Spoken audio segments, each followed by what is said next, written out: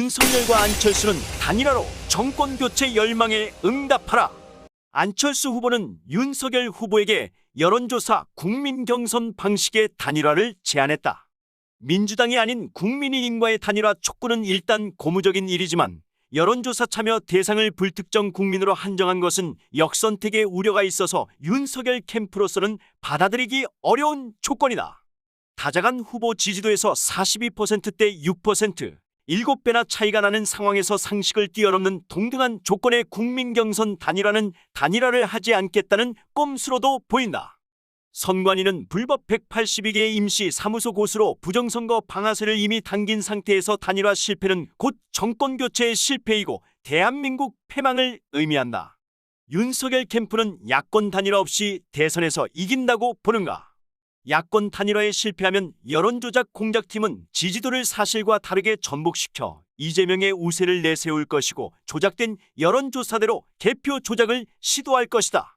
그러나 야권 단일화가 되면 그 어떤 공작도 부정선거도 통하지 않을 것이다. 야권 단일화 없이는 이번 체제 전쟁에서 자유우파가 승리하지 못한다. 우리는 자유우파의 어른이 실종된 상태에서 비상시국을 리드한다는 입장에서 윤석열과 안철수에게 제안한다. 둘 다 정권교체 국민 열망에 반하는 짓은 삼가라. 단순한 것이 강하고 정교하다.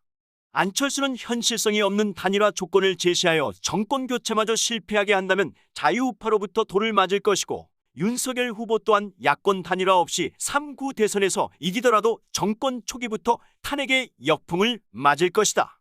윤석열과 안철수는 대한민국의 안위를 먼저 생각하면서 아래 촉구 내용에 응답하라. 하나, 윤석열 후보는 현실적인 경선 방안을 제시하라. 국민의 시선이 이제 윤석열 후보에게 쏠리고 있다. 윤 후보가 안철수를 삼고초려했더라면 단일화 문제는 이미 종결이 되었을지도 모른다. 안철수의 국민경선 조건이 상식에 안 맞지만 무조건 배척하는 것은 부당하다. 그동안 단일화 의지가 없어 안철수에게 고의적으로 감정만을 부추긴 이준석을 침묵하게 하고 윤석열 후보는 외로운 결심을 하고 단일화에 직접 나서라. 안철수의 국민경선 방식이 부당하다면 국민의힘과 국민의당 두 개 당원을 대상으로 하는 경선 조건을 제시하고 경선 과정을 감시하면 된다. 야권 단일화가 없으면 부정선거를 막지도 못하고 정권 교체도 할 수 없다. 윤석열 캠프는 통큰 수용과 대범함으로 정권 교체 마지막 고비를 이겨라. 둘, 안철수 후보는 신사와 지성의 정치인답게 상식적인 단일화에 임하라.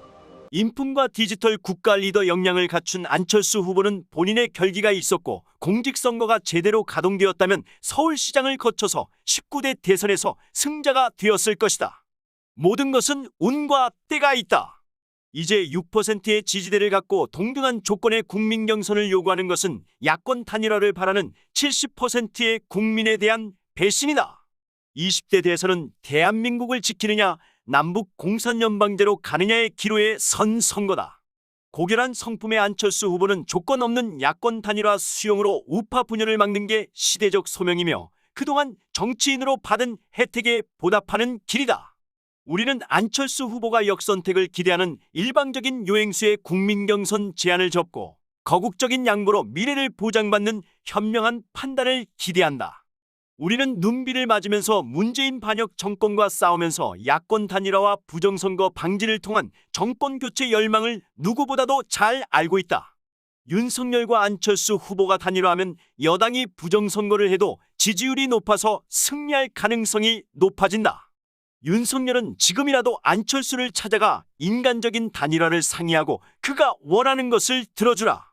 국민경선이라는 꼼수로 정권교체에 반하는 짓을 계속하면 안철수는 집단 몰매를 맞는다는 것을 경고한다. 안철수는 상대가 들어줄 수 없는 것을 먼저 제안하고 나중에 책임을 전가하는 것은 공산주의 이중 전술임을 아는가? 둘이 싸우다가 이재명이 당선되는 어부지리의 모순을 범하지 마라. 간절한 진심이 담긴 성명서는 간결하지만 행동으로 옮긴다.